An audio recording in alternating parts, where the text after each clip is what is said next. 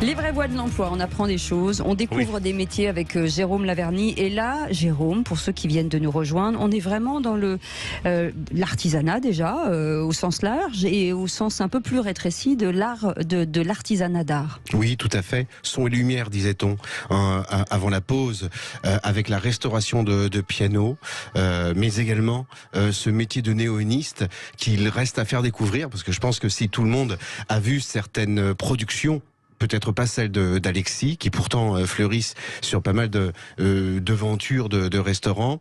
On a tous en contact ces choses-là, en n'imaginant pas l'investissement, le temps, l'apprentissage qu'il a fallu pour arriver à ce type de production, et avec des parcours qui sont pas très éloignés des deux que nous avons découverts en première partie. Il y a une vieille maison qui date de 1902, ça s'appelle la Maison Balleron. Restauration est donc une histoire de passion, une histoire de famille. Sylvie, merci d'être avec nous aujourd'hui. C'est la transmission, parce que ça aussi c'est important dans l'artisanat. Le mot transmission revient, héritage et transmission reviennent assez régulièrement.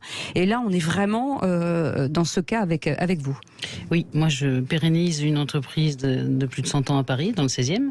Et je passe mon temps à pérenniser des vieux pianos qu'on mettait autrefois à la poubelle, ou qu'on met toujours à la poubelle.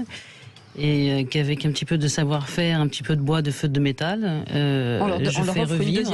Voilà, je fais revivre. Aussi bien pour Monsieur Tout le Monde, mélomane ou débutant du piano d'ailleurs, que pour les grands musiciens, parce que j'ai aussi une collection de pianos de concert. Monsieur le Président connaît bien. Et que je fais... Tout type de piano, parce qu'on dit toujours que le piano droit n'est pas un piano, mais piano à queue, demi-queue, quart de queue. Voilà. Quart de queue. Moi, je suis plutôt maintenant dans les pianos à queue, parce que la demande est quand même descendue, parce que je suis un métier de niche dans une autre niche. Donc c'est principalement, oui, des pianos à queue jusqu'au grand piano de concert. Mais quand on regarde votre site, le piano en vente le plus ancien date de 1842. On arrive encore... Le plus récent, vous voulez dire, parce que le plus ancien, c'est 1808. 1808, je ne l'ai pas vu sur le site web. Mais en cherchant bien, vous allez le trouver. Même 1808, ça ne nous rajeunit pas. Oui, en fait... On arrive à travailler les matériaux comme il y a un peu plus de 2 siècles, il y a 215 ans. Oui, parce que moi, je m'inscris surtout dans la transmission du patrimoine. Donc je restaure des instruments qui vont en gros de 1840, époque Chopin, jusqu'à aujourd'hui. Ce sont des instruments qu'on trouve encore dans les maisons, alors que les pianofortes d'avant, ils sont plutôt dans les musées ou dans les salles des conservatoires pour les pianistes, pianofortistes. Donc ce sont toujours des instruments qu'on trouve dans les familles encore, et que je restaure depuis maintenant 40 ans. On parlait de transmission tout à l'heure et d'héritage, puisque vous avez suivi l'héritage ou la transmission de vos parents. Est-ce que vous avez dû faire un CAP?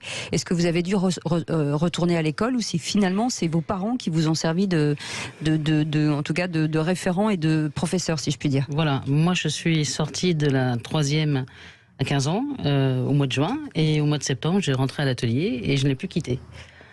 J'ai acquis mon métier en faisant effectivement un petit passage dans une école de technicien de maintenance de piano neuf qui s'appelle l'ITEM, qui existe en France, qui forme plutôt des techniciens de maintenance de piano moderne.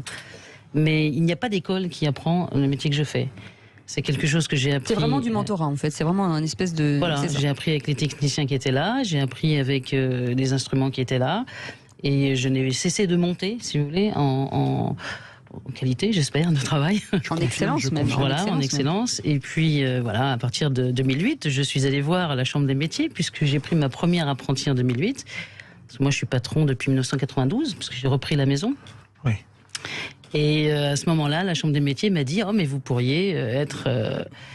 maître artisan métier d'art, voilà. Puis ensuite vous pourriez avoir le label EPV. Alors je suis allée au label. C'est quoi EPV. Le label EPV? Eh bien donc c'est le label Entreprise du patrimoine vivant qui est donné par toujours, je crois, le ministère de l'économie et des finances. Qu'est-ce que ça change finalement d'être labellisé entreprise finalement ce EPV là du patrimoine vivant? Le label EPV, c'est une énorme machine qui regroupe aussi bien Louis Vuitton que l'atelier Balleron. Voilà. D'accord. Ah oui. Oui, c'est tourner tous ensemble dans le même panier. Nous sommes des entreprises qui sont censées transmettre l'excellence des savoir-faire français au niveau mondial, en fait. Vous êtes nombreux à restaurer des pianos qui datent jusqu'à 1808, c'était sous Non, Napoléon. On n'est pas nombreux. Il y a beaucoup Je parle pas seulement à Paris, en France. Hein, Oui, on n'est pas nombreux. Il faut aussi quand même dire que l'artisanat, il y en a partout. N'importe qui peut faire quelque chose. Mais c'est vrai qu'il y a des niveaux qui sont importants à respecter, surtout quand on doit transmettre quelque chose. Parce que si vous abîmez un piano, comme si vous abîmez... on ne parle pas d'accorder un piano. Voilà, là, c'est vraiment travailler la structure. Donc si vous abîmez l'objet par une mauvaise restauration, c'est un peu comme le bâtiment, patrimoine bâti, hein. Si vous abîmez les choses, c'est très difficile, très compliqué. Cette filière, il y a beaucoup de la filière est fournie, où on sent que quand même certaines jeunesses se dirigent vers ce type d'artisanat. Comme la musique, ça a un impact assez fort chez les jeunes. Tout le monde est absolument émerveillé du travail que je fais, mais dès qu'ils rentrent dans la matière, ça se complique. Oui, parce qu'il faut y dire que c'est un investissement beaucoup de travail, et un investissement individuel qui, du reste, au-delà de vos rôles, vous avez quand même valu la Légion d'honneur. Il faut le rappeler quand même. Et à juste titre. Et tant pis, et bien fait.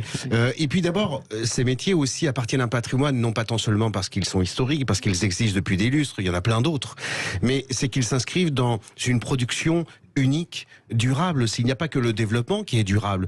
À notre époque du recyclage, vous produisez des choses qui non seulement sont uniques, mais ont pour vocation de durer.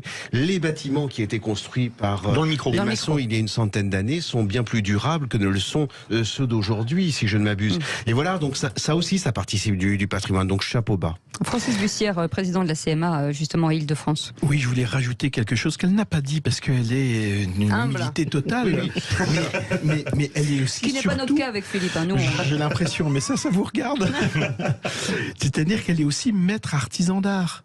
C'est-à-dire que c'est aussi quelque chose, c'est un titre décerné par la Chambre de métier et de l'artisanat, et titre décerné par les pairs, c'est-à-dire que ce sont les pairs qui vont dire, ben voilà, c'est effectivement reconnu, en fait, c'est reconnu de ses pairs. Parce qu'en fait, on a plein de labels maintenant dans les métiers d'art où les gens finissent par un peu s'y perdre entre la Chambre des métiers qui donne le titre de maître artisan en métier d'art, le ministère de la Culture avec le dispositif maître d'art élève, le label EPV, les gens ne savent plus trop exactement ce qui se passe. Et puis surtout, il y a beaucoup d'artisanat. Et c'est vrai que le niveau d'excellence où on peut monter est extrêmement important parce que c'est un rayonnement. C'est ce que n'apporte le label, en fait. Bien sûr. Le rayonnement à l'international. Moi, j'exporte dans le monde entier, alors que j'ai un tout petit atelier du travail de mes mains. Nous sommes très fiers de vous avoir. Très fiers de vous avoir. Vous avez des marques comme Steinway ou comme Pleyel. Un piano, il prend de la valeur avec le temps comme un grand vin? Non, pas forcément. C'est complètement l'inverse des instruments du quatuor. Nous, les pianos ne prennent pas du tout de valeur, au contraire. Il s'abîme beaucoup plus que les autres instruments, il s'abîme énormément. Il faut travailler le bois, le feutre, le métal. Il faut maîtriser beaucoup de techniques. Moi, je travaille avec que des matériaux anciens. Je fais moi-même mes propres vernis avec de la gomme laque. J'utilise que des colles d'origine animale. Je vais chercher des vieux bois, des vieux plaquages. C'est une autre technique que simplement réparer une pièce cassée qui ne fonctionne pas. Absolument. Pas trop dur d'exercer sur les 35 heures ce genre de métier? Alors, je ne connais pas les 35 heures. Les 35 heures, c'est rendez-vous en terre inconnue, là. Pourquoi c'est un patrimoine aussi? Parce que, tiens, tout à l'heure, on avait un métier où il y a une seule école en France pour toute l'Europe. Et voilà des métiers encore qui n'ont pas besoin d'anglicisme pour pouvoir rayonner à l'international. Et vous restez avec nous, on va vous expliquer un nouveau métier. En tout cas, pour nous, puisqu'on le découvre aussi. C'est un métier qui s'appelle le néoniste. Voilà. On vous laisse le suspense, on va vous expliquer dans quelques instants. Alexis est avec nous. Il a été lauréat de la Fondation Banque Populaire 2021. Il est passionné et certainement passionnant. On le découvre dans un instant. À tout de suite. Il y a quelques instants, nous étions avec Sylvie, ça s'appelle la Maison Balleron. C'est la restauration et l'histoire d'une passion des pianos. On est vraiment dans l'excellence. Et puis, un autre métier aussi que nous avons découvert, enfin, moi plus que Philippe qui connaissait, s'appelle le néoniste d'art. Ça, c'est très intéressant aussi. Il est avec nous. Alexis, merci d'être avec nous aujourd'hui. Expliquez-nous la qualité de ce métier, parce que là, on est vraiment dans l'artistique aussi. On connaît tous tous les néons classiques, mais là, on est hors cadre. Bonsoir, merci de m'accueillir. Avec plaisir. Oui, donc effectivement, c'est la création des néons. La personne qui fait ça, c'est un néoniste. C'est pas une secte. C'est pas un nouveau-niste. Hein. Non, voilà. Je pense que le truc important à voir sur ce savoir-faire-là, c'est que c'est un savoir-faire français qui a un siècle. Donc c'est un Français, Georges Claude, qui a créé, en gros, qui a permis d'industrialiser le néon. Donc en gros, mon travail, c'est de donner une forme à une canne de verre. Et après, il y a un process dans lequel je mets un gaz dans cette canne de verre. Un gaz rare, voilà, il y en a 5. Le néon étant le nom d'un gaz. Donc pour l'info, le néon ne donne que du rouge. Donc si vous voyez, en fait, quand vous dites un néon, vraiment, ce n'est que la couleur rouge. Sinon, vous allez mettre de l'argon, qui est un autre gaz, et qui va permettre de faire les autres teintes.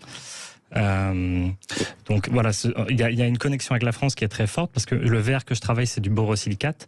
Donc c'est ce qu'on appelle le verre dur.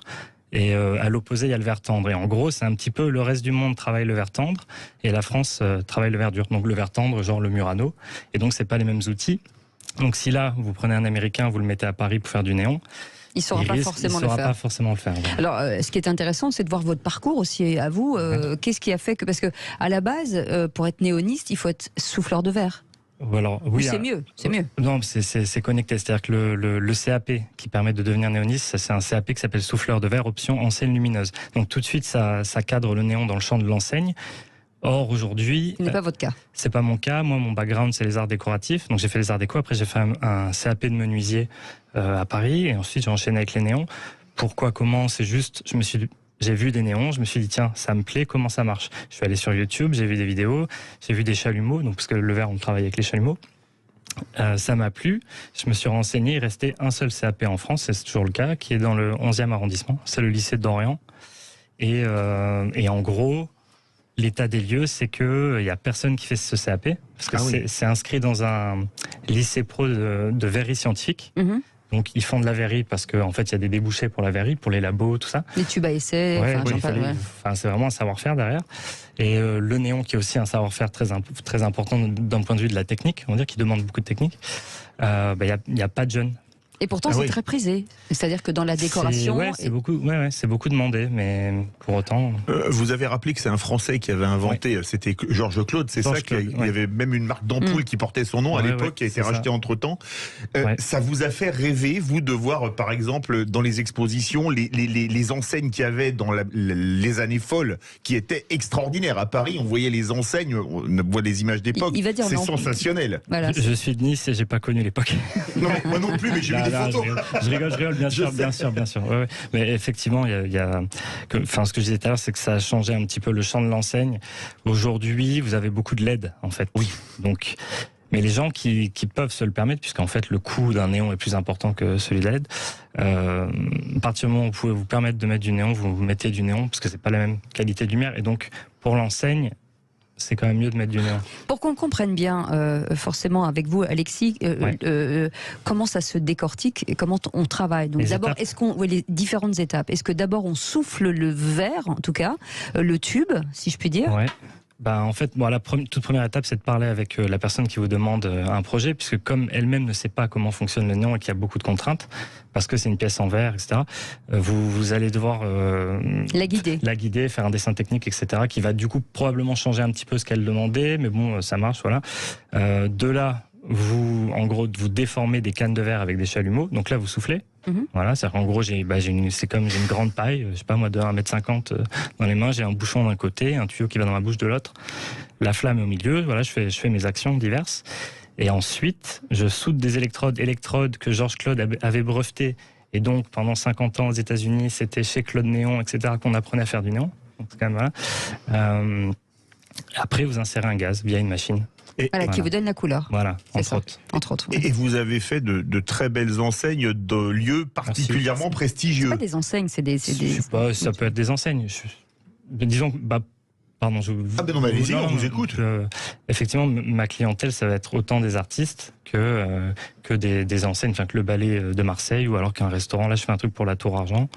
Donc là, il y a un cabinet d'architectes d'intérieur en intermédiaire, mais qui place du néon dans le hall d'entrée de la Tour d'Argent. C'est formidable. Vous êtes combien aujourd'hui dans votre qualité, en tout cas, de néoniste d'art? Vous êtes nombreux? À vrai dire, je me décris même pas comme néoniste d'art, je dis juste néoniste. Mais en gros, je pense que l'état des lieux, c'est qu'il reste une soixantaine de personnes en France qui savent faire un néon. Sur la soixantaine... 60, c'est rien. C'est pas beaucoup. Il n'y a pas beaucoup. Et sur les 60, combien il y en a qui ont moins de 40 ans ? Là, c'est... Ah oui, ça c'est étonnant. Voilà. Francis Bussière, qu'est-ce qu'on peut faire justement pour relancer ces métiers ? D'abord, les faire découvrir, comme on fait ce soir, j'imagine, donner envie à une jeunesse de se dire j'ai envie de faire ce métier et finalement, on se rend compte qu'il y a des débouchés dans plein de sujets. Mais comment on peut travailler ça ? Vous l'avez dit, faire connaître, communiquer, c'est-à-dire dire la beauté des métiers qui sont exposés ce soir, la diversité des métiers, le fait que ce sont des métiers de passion, ce sont des métiers pour lesquels effectivement, a priori, ils sont pas encore morts de faim, donc on arrive à gagner sa vie là-dessus, même si des fois c'est difficile. Et puis il y a nécessité absolue de transmettre. C'est-à-dire que quand Alexis nous dit, il y a 60 personnes qui savent travailler le néon en France, c'est-à-dire qu'une fois que les 60 personnes seront parties, eh bien il se passera quoi ? Donc c'est fondamental, si vous voulez, pour tout cet artisanat d'art, bien sûr, mais pas simplement. On parlait tout à l'heure d'autres métiers, les boulangers, les bouchers, les maçons, mais qui sont plus connus. C'est pour ça que ces métiers-là. Mais il y a des transversalités entre. Peut-être qu'on pourra vous demander un jour un piano avec des néons autour, très jolis. Enfin voilà. Il y a forcément des croisements entre artisans. Et quelques plumes, c'est parfait. Voilà. J'ai travaillé pour un plumassier, ouais. Ouais, c'est ça. Ouais. Mon voisin d'atelier est plumassier, et du coup, voilà. Et l'un et l'autre, est-ce que vous avez la sensation qu'il se peut que votre savoir non pas se perde, mais ne soit pas hérité, ne soit pas transmis comme vous le souhaiteriez? Est-ce que c'est un danger qui peut exister, ça? Alors, moi, comme je m'inscris donc dans des métiers de transmission d'un patrimoine, avec des techniques anciennes qui s'acquièrent avec le temps, oui, c'est problématique, parce que pour faire un bon restaurateur qui soit vraiment dans l'idée, l'intention musicale qu'on doit donner à un piano quand on le restaure, il faut au moins 15 ans de métier. Alors moi, j'insiste vraiment et appelle au secours. Je pense que nos gouvernants feraient bien, on a multiplié les aides pour ces petites entreprises. Il faut que le salaire d'un apprenti soit d'un coup 0 pour l'entreprise. C'est sûr. De telle sorte à ce qu'un jeune ait l'opportunité d'apprendre et une entreprise ait la possibilité de pouvoir le former et de transmettre ce véritable patrimoine.